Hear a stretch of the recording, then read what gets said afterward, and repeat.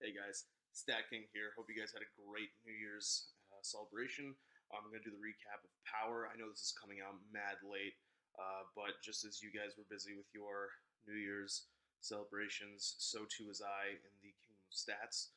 But either way, let's get started really quickly with the recap of last week's episode of Powerrr. So they do themselves a recap of last week, and then Tim Storm comes out for a promo. He is talking about how Nick Aldis is needs to get his ass beaten.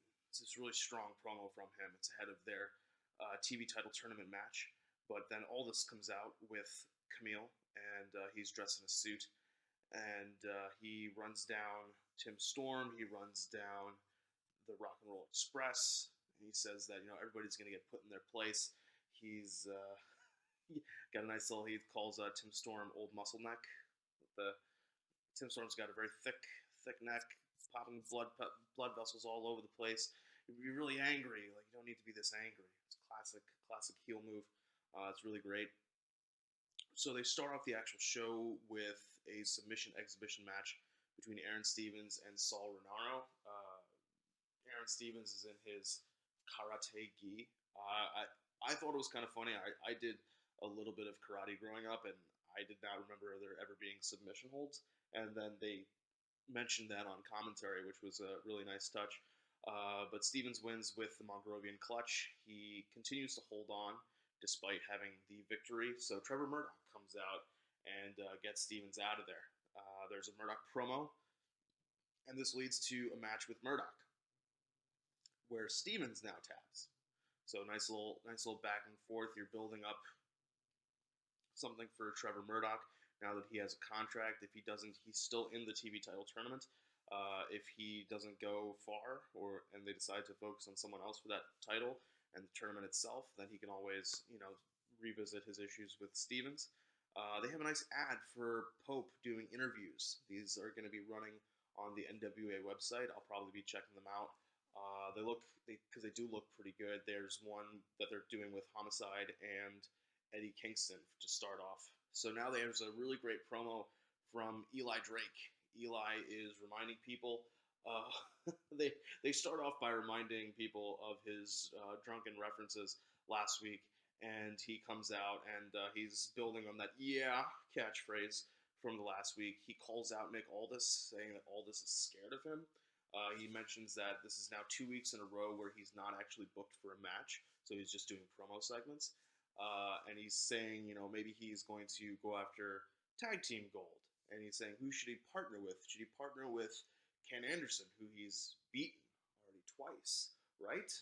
That would be good, right? God says, right? And he says, wrong. He would never team with that two-time loser.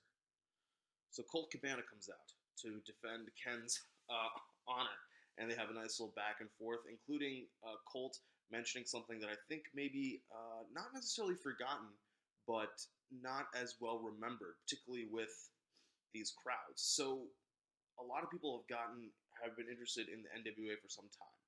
A lot of that is due to the 7 pounds of gold, or sorry, 10 pounds of gold. I don't know why 7. 7 pounds in the movie. 10 pounds of gold series. Now, because of that, a lot of people may have forgotten what came before. And during that time, Adam Pearce, who is now a producer with WWE, and Colt Cabana actually traded the NWA title back and forth. And at one point, they did a best of 7 series.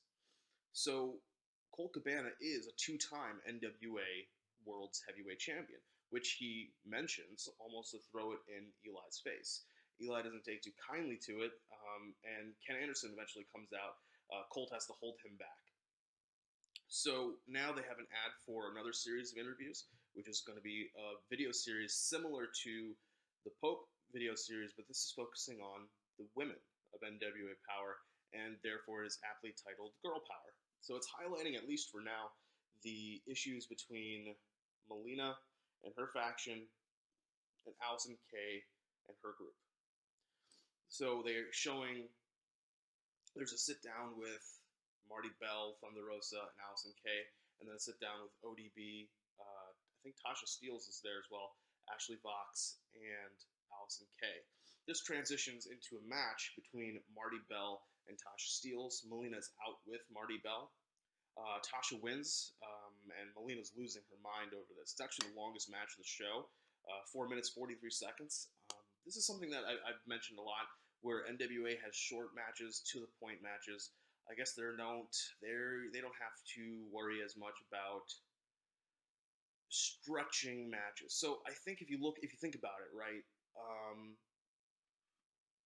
from the perspective of TV tapings or TV broadcasting, I'm pointing towards my unseen TV, but from that perspective, you commercial breaks are actually kind of important, and you build well, important to the match. I mean, obviously they're important because that's how you gain revenue, but they're important to the match itself because that's giving you natural pauses and breaks in the match. You can then kind of tone it down a little bit for the live crowd when the viewing audience is just seeing commercials, and then when they come back, turn it back up. Now, this is a little more difficult these days with picture-in-picture, that sort of thing, like they do on SmackDown. They do with AEW as well. I think they do it with NXT, or now they're also doing limited commercial interruptions, or in the case of opening matches, sometimes no commercial interruptions. So this is a match which we would see if you think about it, like we would see maybe 3 minutes commercial break for 4 minutes, and then the last 2 minutes of this match, something to that effect. And so what NWA is doing is they're removing that commercial time and letting us see the full match play out without us losing any kind of story. It makes sense when you have TV because you have natural points in TV, and you'll notice this if you're watching WWE, where somebody will put somebody into a rest hold, or they will throw them to the outside over the top rope, throw them into a barricade, and they'll cut to commercial. And when they come back, the heel usually has the babyface of the match in a hold again, and that's how they bring you back into the match. And they might say, here's what happened during a commercial break, etc., etc. But it's designed to work in such a way that you want to see what happens, so you stay on the channel, thus watching the commercials, and they're able to guarantee that to the commercial, whoever's buying the commercial time, that's how you know that these people are watching your commercials as opposed to switching somewhere else. NWA doesn't have to do that. They're running commercials at different points in time in the show, and so they're able to do shorter matches, fit more in, and tell a more cohesive story within each match. So next, Zicky Dice and Caleb Conway are announced. Sorry about that. Did a little sidebar into, I guess, like a perceived business, way the business works. Anyway, Zicky Dice, Caleb Conway is announced for next week for the TV title tournament. So now we're here ready for the main event. Tim Storm comes out for his match with Nick Aldis. Aldis comes out with his faction. They've got their tracksuit jackets, and announces that he's removing himself from the TV title tournament because Tim Storm is making it not fun for him anymore. The crowd rightly condemns Aldis for this, calling him many things, including, as Aldis says, the most PG chant he's ever heard in his life. They call him a coward. I mean, if you call him an asshole, I suppose it would also fit, but coward seems more apropos. But I guess I could have used something else, other words. But coward is what the crowd went for, and when given a mic, when he comes, Tim Storm exits the ring. An interviewer stops him, holds up a mic. Tim agrees with the crowd and says that Aldis is a coward. So Aldis says, you know what? Instead of removing myself from the tournament and giving you a bye, which is what he had said originally, he's going to have somebody replace him. And that will be none other than Royce Isaacs, who is just as shocked as everybody else that he is now suddenly thrust into this match with Tim Storm. Also, Aldis says that his group, the team of Nick Aldis, Thomas Latimer, Royce Isaacs, collectively the Wildcards, Camille, and Mae Valentine, will be called Strictly Business, which is kind of funny considering Latimer is dating Camille, and they've made out on television and they introduced May Valentine as Royce's girlfriend. But anyway, I mean, they can't get Mickey James, so makes sense. So there's a nice short, little over 4 minutes, because now this is a TV title match, so it has to be 6 minutes and 5 seconds or less.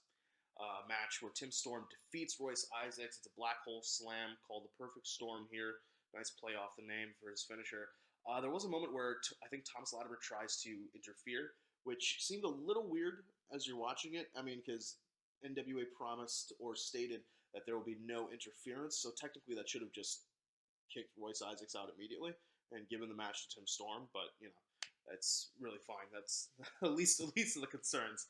So then Nick Aldis is standing there by the curtain where people come out into view of the studio audience, and he's got his back to the curtain, and out of nowhere, Rock and Roll Express come out and confront Nick Aldis.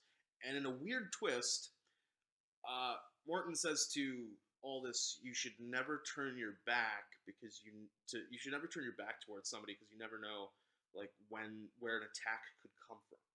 Meaning to say, he could have struck Nick Aldis from behind, but he didn't.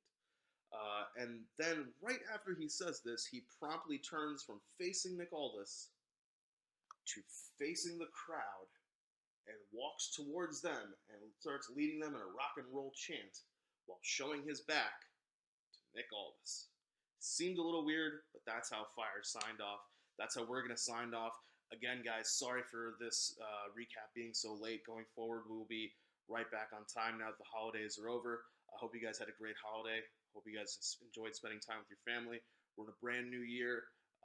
This video is being made after Wrestle Kingdom, so congratulations to Tetsuya Naito for winning the Double Dash. And I'll see you guys next time. There was no episode of AEW Dark. There is this week. So the next recap will have Dark and Power once again. All right, guys. Great talking to you. See you soon.